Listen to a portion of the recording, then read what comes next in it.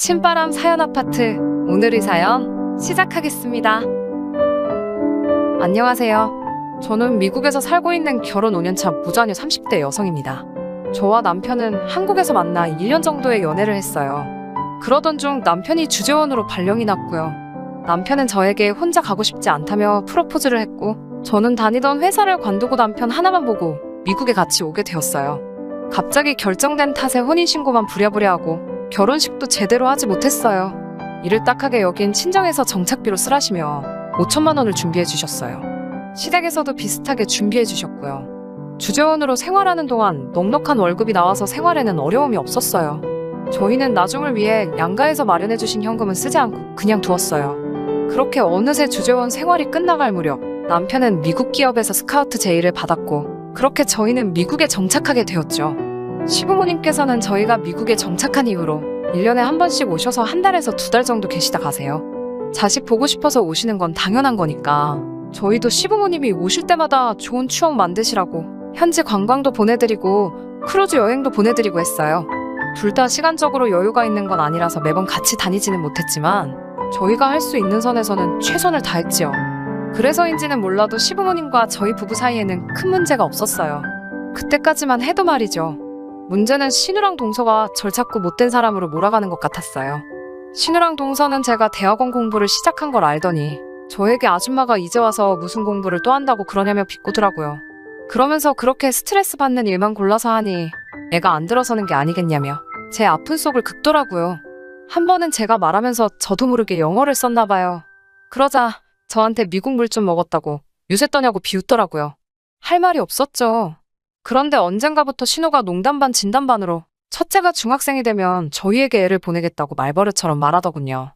현지에서 대학교까지 보낼 거라면서요. 제가 현지에서 학교를 보낼 거면 유학원을 통하면 된다고 알아보시라고 말하니까, 아니 가족이 거기에 있는데 왜 유학원에다가 큰 돈을 써서 보내냐고 펄쩍 뛰더라고요. 뭐하러 헛돈을 쓰냐면서 말이에요. 처음엔 제가 정말 미안해하며 안 된다고 상황 설명을 완곡하게 몇 번이고 했어요. 근데 이건 무슨 속이의 경읽기도 아니고 그럴 때마다 우리 애는 혼자서도 똑 부러지고 아침에 애 깨워서 등하교만 시켜주면 되고 어차피 매일 먹는 밥 너네들 먹을 때 숟가락 하나만 더 놔주면 되는 건데 그게 그렇게 어렵냐며 저에게 따지듯 묻는데 어이가 없더라고요. 미국에서는 어린애가 혼자서 할 수 있는 일이 많지도 않고요. 전부 다 부모가 차로 태우고 다녀야 하고 챙겨줄 것도 많거든요. 한국만큼 안전하지도 않고요. 이런 상황을 설명을 해도 막무가내로 밀어붙이더라고요. 결국 제가 꾹꾹 화를 참으면서 절대로 안 된다고 못을 박았더니 그 부분이 힘들면 이제는 자기도 같이 올 테니 아예 방 한 칸만 내놓으라는 식이더군요.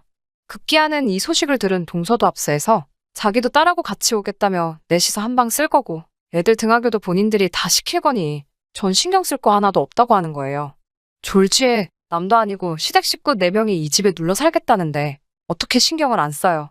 무엇보다 신우랑 동서 둘 다 영어가 하나도 안 되고 운전도 못하기 때문에 결국엔 저랑 신랑이 다 나서서 도와줘야 할 판이거든요. 저는 결국 이 일은 더 이상 제 소관이 아니라는 생각에 남편에게 알아서 하라고 넘겼어요. 며칠 뒤 남편이 어떻게 얘기했는지는 모르겠는데 신우와 동서한테 이메일이 왔더군요. 저더러 외동이라 이기적이고 정이 참 없는 사람이라면서 저 때문에 자기들하고 제 남편하고 사이만 불편해졌다고 하더군요.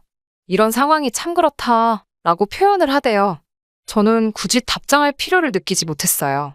차라리 이렇게 저 혼자만 나쁜 사람 되고 끝나는 이야기기를 바랬거든요. 그런데 제가 연락을 더 이상 하지 않으니까 이번에는 시어머니한테 연락이 오더군요. 아무리 제가 시어머니께 딸 같은 며느리처럼 대해도 결국 신우랑 동서의 입장이 먼저 같더라고요. 일단 시작은 시어머니도 저랑 남편이 바쁘고 힘들게 사는 것도 알기 때문에 엄마로서 마음이 아프다였지만 결국 딴 사람도 아니고 한 가족인데 방 한 칸 내어주는 게 그렇게 어렵냐는 본론이 나오더군요. 그러면서 하시는 말씀이 어차피 지금은 한국도 미국도 피차 힘든 건 마찬가지니까 너네가 잘 준비해서 내년까지 우리 손주들 학교 문제없이 잘 다닐 수 있게 미리미리 준비해 놓으라고 하시더군요. 신우나 동서 때문에 제가 정 불편하면 시어머니가 직접 애들을 데리고 오시겠다는 거예요. 그 이야기를 듣는 순간 머리에서는 수만 가지 생각이 들더라고요. 성격대로 받아치기엔 남편 입장이 걱정되고 남편을 더 이상 난처하게 만들고 싶지도 않았지만 그냥 참고 있을 수도 없었어요. 저는 결국 시어머니께 반대로 형님 시댁에서 형님께 이런 부탁을 한다면 시어머니는 뭐라고 말씀하시겠냐고 따지듯 물었어요. 형님이 하루에 몇 시간 잠도 제대로 못 자면서 동동거리고 사는데 거기다 이런 부탁을 하면 뭐라고 하실 거냐고요. 솔직히 운전도 못 하시고 말도 하나도 안 통하는 곳에 오셔서 어떻게 손주들을 돌본다는 말씀이시냐고 물었네요.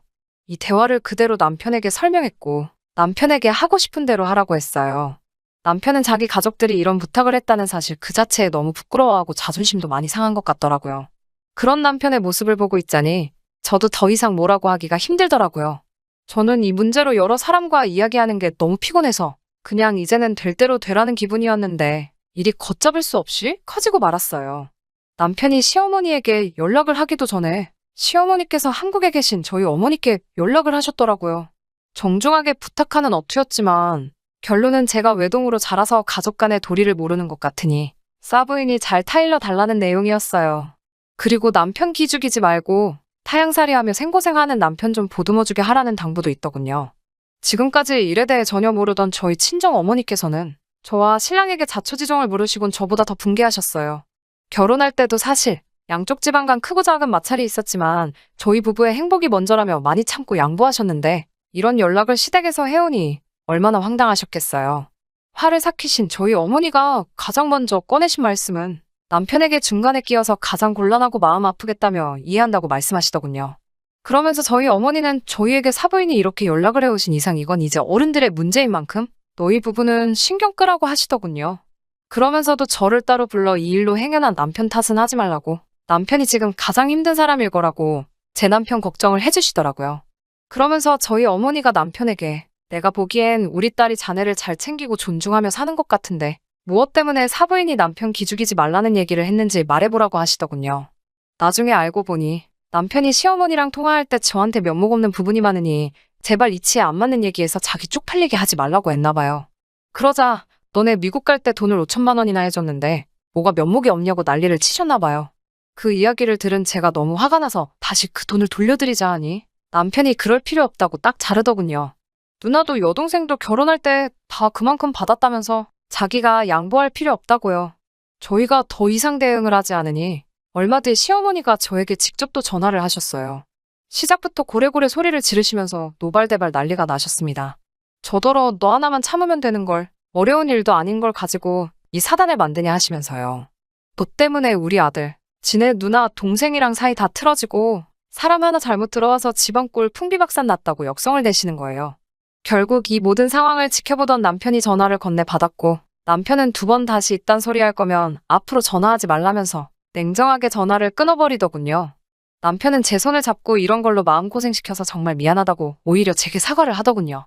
시부모님과 저희는 지금도 냉전 상태예요.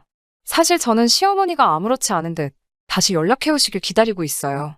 제가 먼저 연락을 하면 남편을 다시 이 진흙탕 같은 싸움에 끌어들여야 할까봐 걱정이에요. 비록 사이다처럼 속이 뻥 뚫리는 결말은 아니지만 그래도 전 이번 일을 통해 남편에 대한 확신이 생겼어요. 앞으로도 이 남자 하나만큼은 믿고 살아도 될 것 같아요. 끝까지 들어주셔서 감사합니다. 오늘의 사연은 여기까지입니다.